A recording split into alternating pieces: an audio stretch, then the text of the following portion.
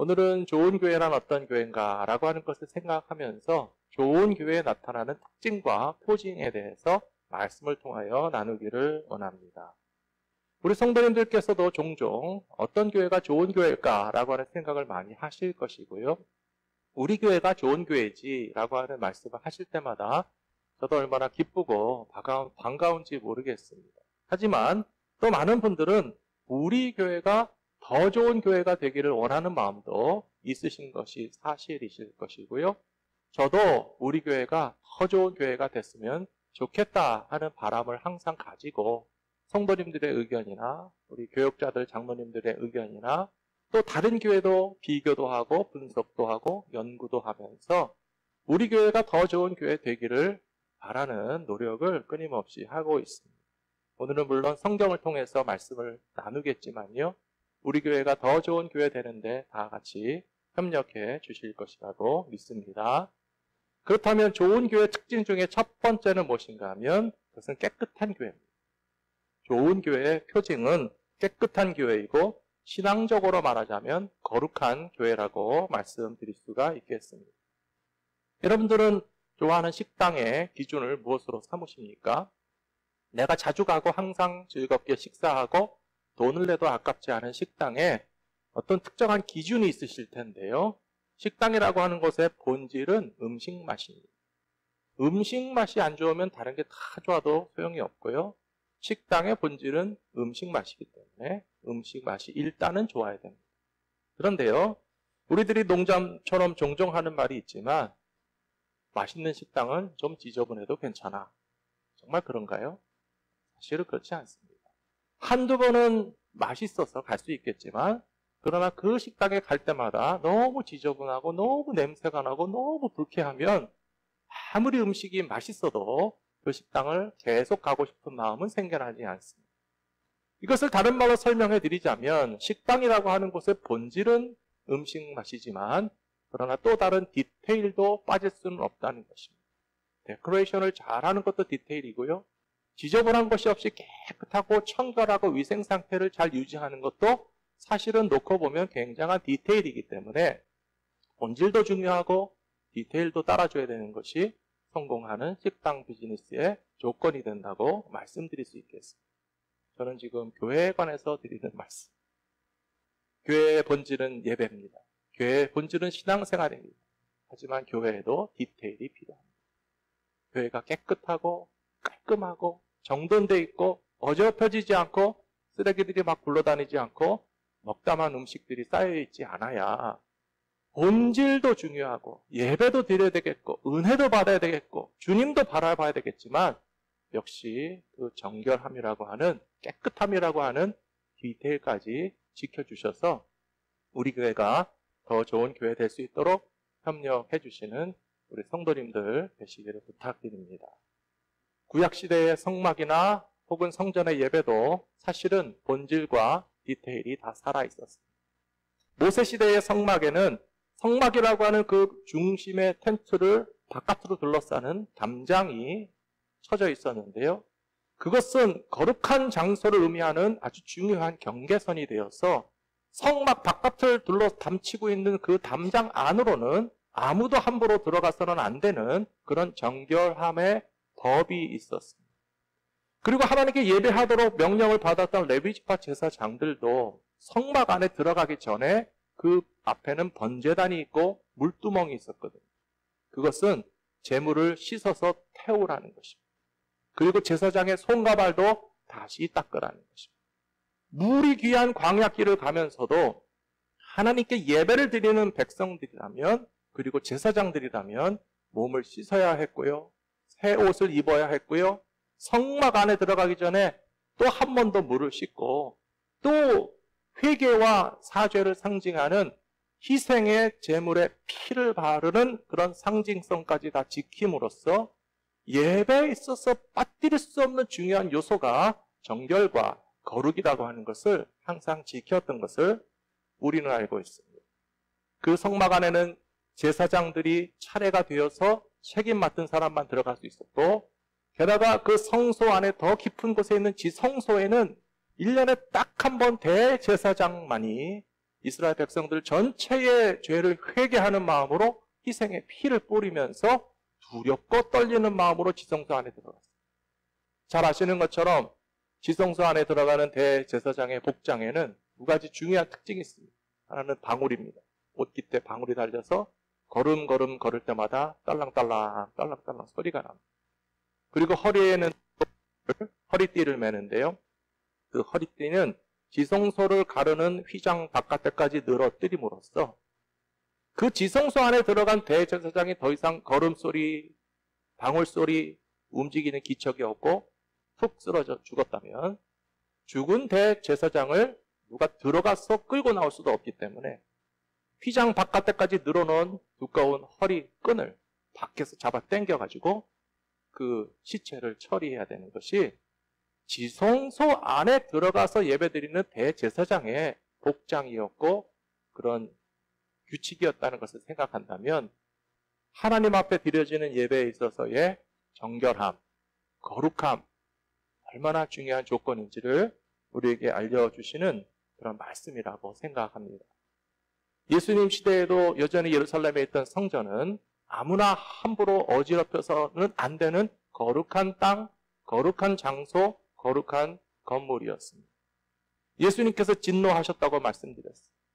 성전을 비즈니스하는 것으로 만들고 개인의 이익을 착복하는 것으로 만들고 어떤 사사로운 욕망을 채우기 위해서 장사꾼들이 드글드글 끓는 성전 마당을 만들어 놓은 것을 예수님이 차마 보실 수 없어서 공생의 초기에 한바탕 호통을 치셨습니다. 그런데 3년이 지나서 예수님의 공생애가 마무리되는 지경에 가서도 하나도 바뀌어진 게 없기 때문에 예수님께서는 이 성전 차라리 무너졌으면 좋겠다. 그리고 십자가 위에서 죽으신 예수님이 사흘 만에 다시 살아나시면 그게 진짜 성전이다 라고 가르쳐 주신 것을 기억하실 것입니다. 그렇다면 모세의 장막도 아니고 솔로몬의 성전도 아닌 예수님이 몸이었던 시대의 교회의 정결함과 거룩함은 어떻게 지켜야 하는가? 그것을 보여주는 말씀이 바로 오늘 말씀입니다. 오늘 사도행전 5장에 보시는 말씀을 보시면 초대교회 예루살렘에 아나니아와 삽비라라고 하는 부부가 있었습니다. 이 두 부부가 예루살렘 교회에서 신앙생활하면서 은혜 받았습니다. 예수님을 믿고 따르는 제자가 되었습니다.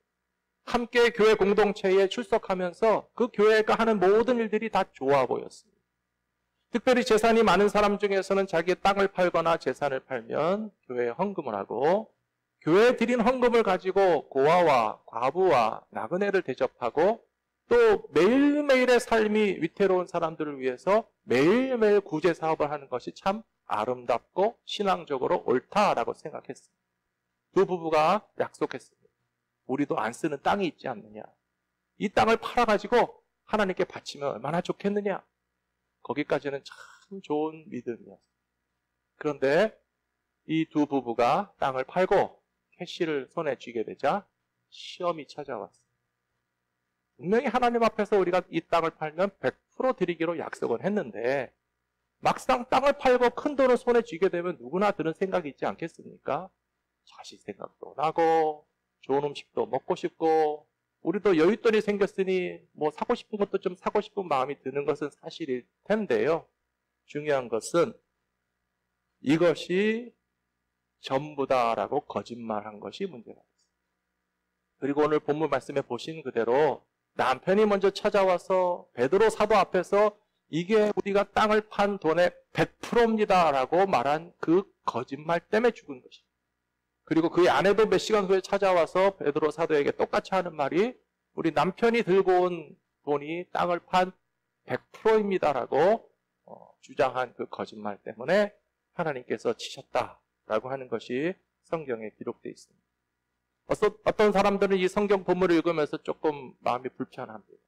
그리고 하나님에 대해서 좀 이해가 안 된다 생각합니다. 자비로우신 하나님이시고 용서하시는 하나님이시고 그래도 하나님 앞에 100%는 아니지만 헌금 드리려고 찾아온 성도를 하나님이 그 자리에서 쳐서 생명을 걷어가시는 법이 어딨냐. 좀 무섭기도 하고 좀 이해도 안 된다라고 말씀하실 수 있겠지만은 이것은 사도행전 앞부분 5장입니다. 예루살렘 교회의 초기입니다. 이제 초대교회가 생겨나고 교회가 개척되고 사람들이 은혜를 받아서 막 너나 할 것 없이 몰려드는 그 아주 좋은 타이밍에 이렇게 불미스러운 사건을 숨기지 않고 성경에 적나라하게 기록한 이유를 놓고서 우리는 분명히 이해해야 됩니다. 하나님은 모세 시대 혹은 솔로몬의 성전 시대뿐만 아니라 어느 시대의 교회와 예배도 성결과 거룩이 없이는 하나님이 용납하실 수 없다라고 하는 것을 선명하게 보여주는 사건이라고 생각합니다. 사랑하는 성도 여러분, 저와 여러분도 다 완전하지 못하고 실수할 수도 있고 또 거짓말도 할 수 있는 사람들입니다.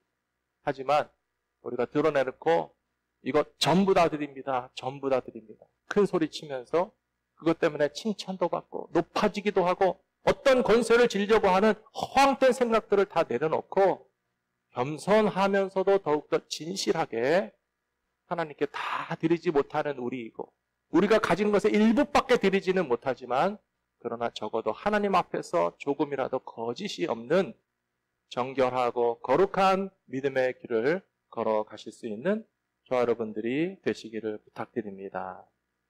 교회와 성도들에게 있어서 부정하지 않고 거룩해야 되는 것은 물질에 속한 것만이 전부는 아닙니다. 에베소서 5장 3절에 보시면 음행과 온갖 더러운 것과 탐욕은 너희 중에서 그 이름조차도 부르지 말라. 이는 성도에게 마땅한 바니라.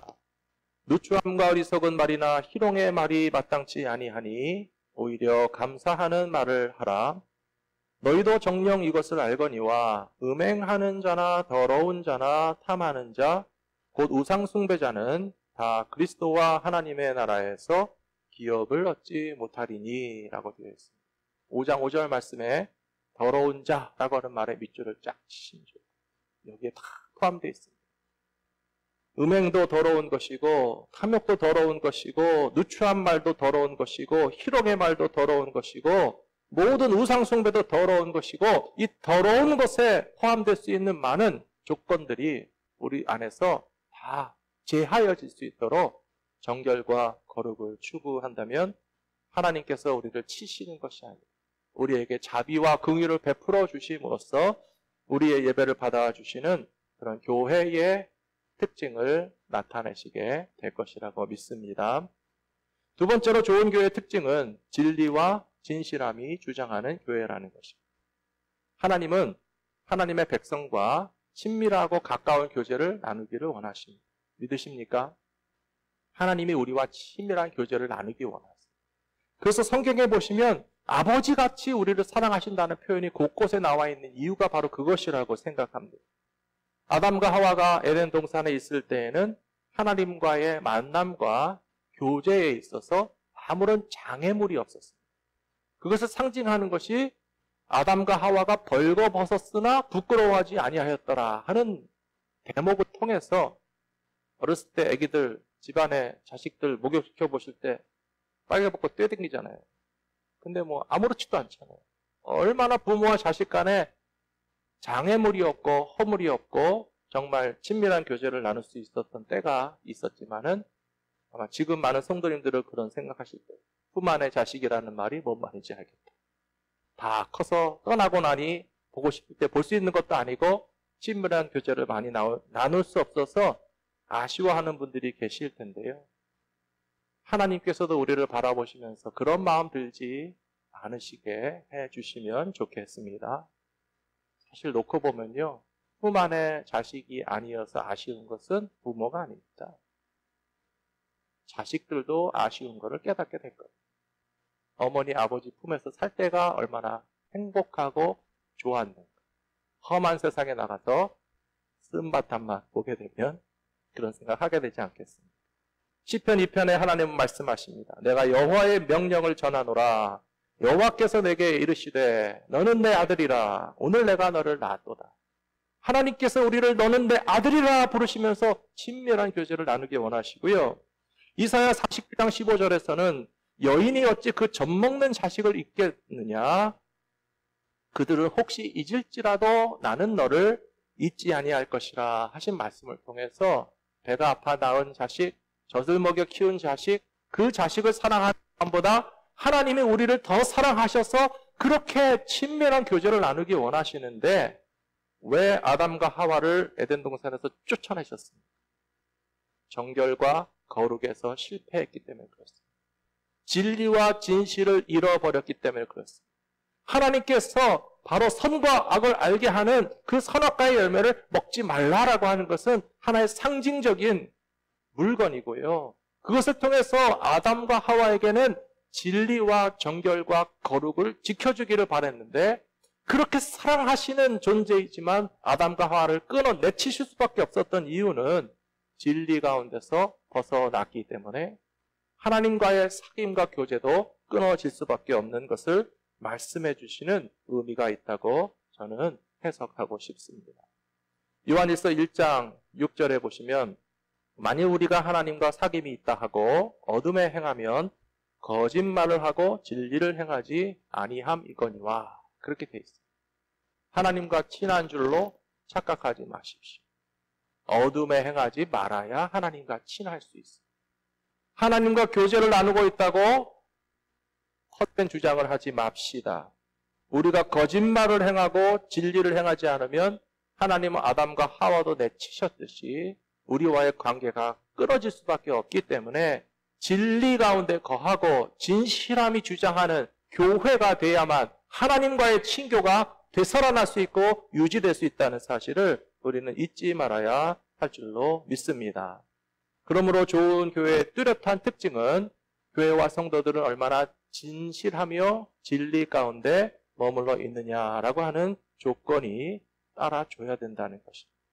요한 2서 1장 2절 말씀 보시면 우리 안에 거하여 영원히 우리와 함께 할 말미암음이로다 그렇게 되어 있습니다. 이것은 예수님을 말하는 것입니다. 예수님이 곧 진리신. 요한복음에서 하신 말씀 기억나시죠? 내가 곧 길이요 진리요 생명이니 나로 말미암지 않고는 아버지께로 올 자가 없느니라. 진리가 되시는 예수님과 함께 동행하지 않으면서 하나님과 사귐이 있다고 좀 쉬운 말로 뻥치지 말아야 된다는 거예요. 거짓말하는 자라는 거죠. 진리 가운데 거해야 됩니다. 3절에 보시면 은혜와 긍휼과 평강이 하나님 아버지와 아버지의 아들 예수 그리스도께로부터 진리와 사랑 가운데서 우리와 함께 있으리라. 이 말씀이 참 재밌습니다. 신앙생활 하는 분들이 다 원하고 바라는 것이 은혜를 바라고 긍휼을 바라고 평강을 바랍니다. 하나님이 주시는 겁니다. 근데 하나님은 어떤 분이신가 하면요. 하나님은 사랑의 하나님이시고요. 예수님은 진리의 예수님이십니다. 그리스도께로부터 진리와 사랑 가운데서 하나님과 함께하는 그 친교와 사귐을 가지지 못하면서 은혜와 긍휼과 평강을 바래도 얻지 못한다는 것입니다. 사랑하는 성도 여러분, 은혜를 바라시고 긍휼을 기대하시고 평강을 얻기 원하십니까? 진리가 되신 예수님과 항상 붙어 계시고 사랑 그 자체가 되시는 하나님을 더욱더 의지하시는 저와 여러분들이 되셔야 할 줄로 믿습니다. 요한복음 17장에 보시면요. 예수님께서 제자들을 위해서 이런 기도하셨습니다. 진리로 저들을 거룩하게 하옵소서. 하나님의 말씀은 진리이다. 예수를 믿는 사람들이나 안 믿는 사람들도 진리라고 하면 좋아하는 것 중에 하나가요. 진리를 알지니 진리가 너희를 자유케 하리라 하는 말씀을 좋아하는 분들이 많아요. 대학교의 모토이기도 합니다. 근데 그것을 잘못 사용하는 분들이 있어요. 자유하고 싶어서 진리를 아는 척하는. 진리를 깨닫지 못한 채 진리를 알면 자유하다고 하면서 그냥 방종하고 자유를 마음대로 추구하면서 나는 진리를 알기 때문에 괜찮아 라고 이야기하는 것은 하나님의 말씀을 어뷰즈하는. 그러나 진리에 대한 또 다른 중요한 말씀은요. 예수님의 기도처럼 진리로 저들을 거룩하게 하소서라고 하신 말씀. 진리는 마치 칼과 같습니다. 우리 몸에 붙은 암덩어리를 잘라내는 아주 날카로운 메스와 같은 진리의 말씀으로 더럽고 추한 것들을 제거해야만 살아나는 것입니다. 저는 수술 장면 동영상을 보고 굉장히 충격도 받았고 의사들을 존경합니다. 브레인에 붙은 암덩어리를 떼는데요. 핏줄 하나, 신경 하나, 뇌 조직 하나 건드리지 않고 암 조직만 떼내기 위해서 정성스럽게 확대경을 들여다보면서 조금씩 그 암덩어리를 잘라내는 의사의 손길과 그 칼의 날카로움이 얼마나 고맙게 여겨지든지. 히브리서 말씀해 보시면 하나님의 말씀은 양쪽에 날선 검과 같아서 영과 혼과 관절과 골수를 찔러 쪼개기까지 한다라고 하는 말씀이 탁 생각납니다. 하나님의 말씀이 진리라서 진리의 칼을 가지고 예수님께서 우리를 수술하시면 우리의 몸과 마음과 혼과 영과 관절과 골수에 붙어있는 더럽고 추하고 악하며 우리의 생명을 사망으로 끌고 가는 그 죄악의 암덩어리들을 잘라내시게 될 줄로 믿습니다. 그래서 예수님께서 제자들을 위해서 기도하신 것입니다. 진리로 저들을 거룩하게 하시옵소서. 하나님의 말씀은 진리니이다 라고 하신 이유가 우리를 진리로서 거룩하게 하시고자 하는 주님의 뜻이 나타난 것을 기억하시기 바랍니다. 교회는 더욱더 솔직하고 진실하고 투명하여서 진리와 진실이 가득히 역사하고 있다는 사실을 보여주어야만 좋은 교회로서의 표징이 나타나는 교회라고 말할 수 있을 것이라고 저는 믿습니다. 안타까운 일이었지만 하나님께서 예루살렘 교회의 아나니아와 삽비라를 치실 수밖에 없던 이유는 바로 그것입니다. 헌금의 액수 때문에 죽이신 게 아니잖아요. 헌금의 비율 때문에 퍼센티지 때문에 죽이신 것도 아니잖아요. 거짓말 때문에 그들이 심판받았다는 것을 생각한다면 우리는 얼마나 진실하고 진리에 속한 자로서 좋은 교회의 표징을 나타내야만 하는지를 반드시 기억하시는 저 여러분들이 다 되시기를 부탁합니다. 마지막 세 번째로 진실하고 뜨거운 사랑이 넘치는 교회라야 좋은 교회입니다. 너무나 당연한데요. 당연하지만 빼놓을 수 없습니다. 오늘 말씀을 들으시면서 그런 생각 드실지 모르겠습니다. 정결하고 거룩한 거 좋은데 너무 재미없는 거 아닙니까? 혹은 진리와 진실도 좋은데 따박따박 사실관계를 따져가면서 옳고 그른 것만 자꾸 얘기하면 사랑은 못 느끼는 게 아닙니까? 라고 하면서 이 거룩이나 진리라고 하는 것과 하나님의 사랑이 양립될 수 없는 것으로 생각하실 수 있는데요. 전혀 그렇지 않습니다. 거룩하신 하나님은 동시에 우리를 사랑하시는 하나님이시기 때문에. 요한 2서 말씀 한번 보시겠습니까? 이 말씀을 읽으면서 오해할 가능성이 있는 것 같아요. 요한 2서 1장 5절에 보시면 부녀여 내가 이때 내게 구하노니 서로 사랑하자. 이는 새 계명같이 내게 쓰는 것이 아니요 처음부터 우리가 가진 것이라. 이거 연애 편지 아닙니다. 이거 뭐 러블레터 아니에요. 부녀여 내가 이제 내게 구하노니 서로 사랑하자. 성도 안에 거룩한 사랑의 교회를 만들자는 뜻입니다. 예수를 믿는 사람에게는 정결함도 필요하고 진리도 필요하고 사랑도 빼놓을 수 없다는 것을 분명히 말하고 있습니다.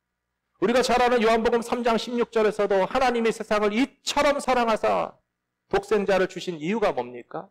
누구든지 저를 믿는 자마다 멸망치 않고 영생을 얻기 원하시는 하나님은 거룩하신 하나님이고 진리신 하나님이시지만 죄인들을 사랑하시는 하나님이라고 하는 조건이 절대 빠지지 않고 함께 포함되어 있다는 사실을 이야기하고 있기 때문에 좋은 교회의 특징은 반드시 좋은 사랑이 넘쳐나는 교회가 되어야 한다고 저는 믿습니다.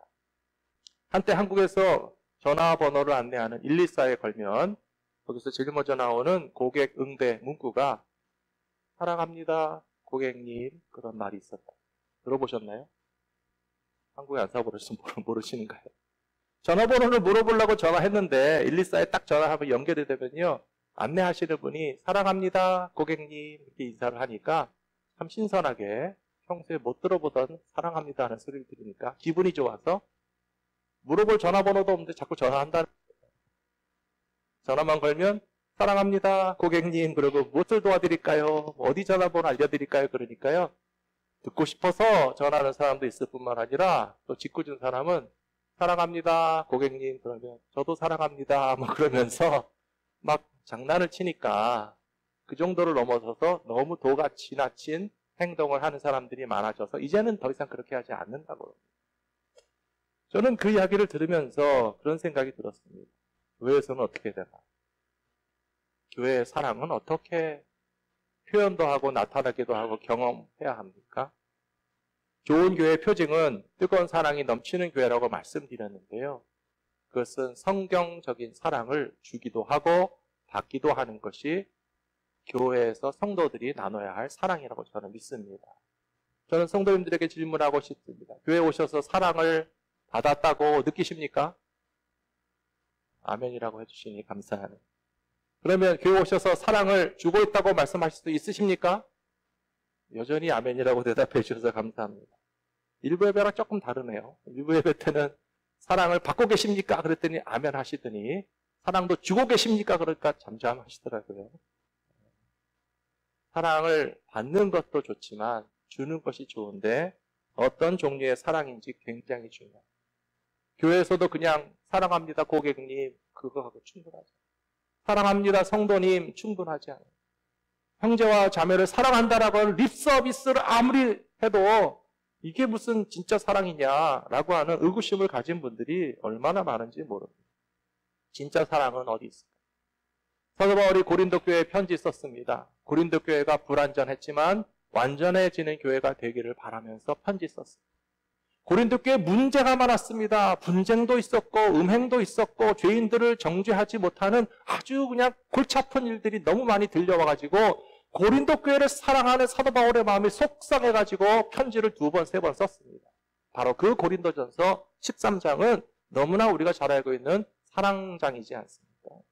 그런데 이 고린도전서 13장만 딱 띄어서 읽으시면서 아 사랑이 참 좋은 거구나 라고 하는 정도로 이해하시면 뭔가 이 컨텍스트를 잘못 이해하시는 거예요. 왜 사도 바울이 고린도 교회에 문제가 많은데 좋은 교회가 아직 되지 못했는데 좋은 교회가 될 수 있도록 문제가 해결될 수 있도록 하나님이 기뻐하시는 거룩함과 진리뿐만 아니라 사랑도 넘치는 교회가 되기를 바라면서 집어넣은 내용이 고린도전서 13장이라는 사실을 우리가 이해할 필요가 있습니다. 그래야 컨텍스트가 맞아떨어져요.